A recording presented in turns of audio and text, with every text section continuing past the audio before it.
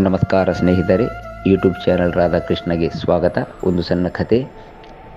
ಕಂಸನನ್ನು ಕೊಂದ ನಂತರ ಶ್ರೀಕೃಷ್ಣ ದೇವರು ಕಾರಾಗೃಹದಲ್ಲಿ ಇರುವಂತಹ ತನ್ನ ತಂದೆ ತಾಯಿಯಾದಂತಹ ವಸುದೇವ ಮತ್ತು ದೇವಕಿಯನ್ನು ಬಿಡಿಸುತ್ತಾರೆ.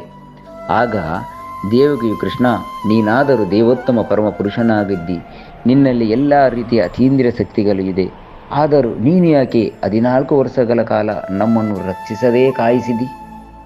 ಅದಕ್ಕೆ ಉತ್ತರವಾಗಿ ಶ್ರೀಕೃಷ್ಣ ದೇವರು ಹೀಗೆ ಹೇಳುತ್ತಾರೆ: ಕ್ಷಮಿಸಬೇಕು ತಾಯಿ, ಹೋದ ಜನ್ಮದಲ್ಲಿ ನೀವು ನನ್ನನ್ನು 14 ವರ್ಷ ವನವಾಸಕ್ಕೆ ಕಳಿಸಿಲ್ಲವೇ? ಇದನ್ನು ಕೇಳಿ ದೇವಕಿ, ಕೃಷ್ಣ, ಇದು ಹೇಗೆ ಆಯಿತು? ಆಗ ಶ್ರೀಕೃಷ್ಣ, ನಿಮಗೆ ನಿಮ್ಮ ಪೂರ್ವಜನ್ಮದ ಬಗ್ಗೆ ಸ್ವಲ್ಪವೂ ನೆನಪಿಲ್ಲ. ಪೂರ್ವಜನ್ಮದಲ್ಲಿ ನೀವು ದಶರಥ ಮಹಾರಾಜನ ಧರ್ಮಪತ್ನಿ ಕೈಕೇಯಿಯಾಗಿದ್ದೀರಿ. ಆವಾಗ ನೀವು ನನಗೆ 14 ವರ್ಷದ ವನವಾಸವನ್ನು ಕೊಟ್ಟಿದ್ದೀರಿ. ಆವಾಗ ಮಾತೆ ದೇವಕಿಯು ಕೇಳಿದಳು, ಹಾಗಾದರೆ ತಾಯಿ ಕೌಶಲ್ಯವು ಯಾರಾಗಿದ್ದಾರೆ? ಅದಕ್ಕೆ ಉತ್ತರವಾಗಿ ಶ್ರೀಕೃಷ್ಣ ದೇವರು ಹೇಳುತ್ತಾರೆ, ಅವಳೇ ಈ ಜನ್ಮದಲ್ಲಿ ತಾಯಿ ಯಶೋದೆಯಾಗಿದ್ದಾರೆ. ಹೋದ ಜನ್ಮದ 14 ವರ್ಷದ ಏನು ಪ್ರೀತಿ ಪ್ರೇಮವಿದೆಯೋ, ಮಮಕಾರ ಏನಿದೆಯೋ, ಅದನ್ನು ನಾನು ನನ್ನ ತಾಯಿಗೆ ಕೊಡಲಾಗಲಿಲ್ಲ.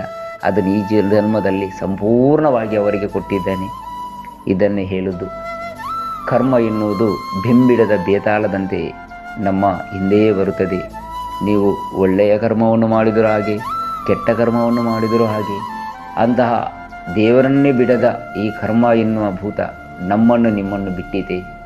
ಅದಕ್ಕೆ ಯಾವಾಗಲೂ ಹರಿನಾಮ ಜಪನೆ ಮಾಡುತ್ತಾ ಹರಿನಾಮ ಸಂಕೀರ್ತನೆ ಮಾಡುವ. ಹರೇ ಕೃಷ್ಣ.